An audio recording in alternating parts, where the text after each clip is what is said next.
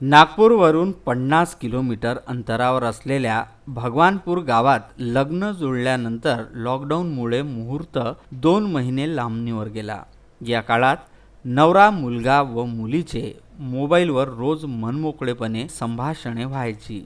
त्यातच लग्नाचा मुहूर्त असल्याने सर्व सोपास्कारांना सुरुवात झाली। तिला मंगळवारी रात्री हळद लावण्यात आली। सर्व आनंदात असताना मध्यरात्री 12 वाजताच्या सुमारे तिने कुणाचेही लक्ष नसताना विषारी औषध प्राशन केले। उपचाराला नेताना तिने अखेरचा श्वास घेतला। ही दुर्दैवी घटना भिवापूर पोलीस ठाण्याच्या हद्दीमध्ये भगवानपूर येथे घडली।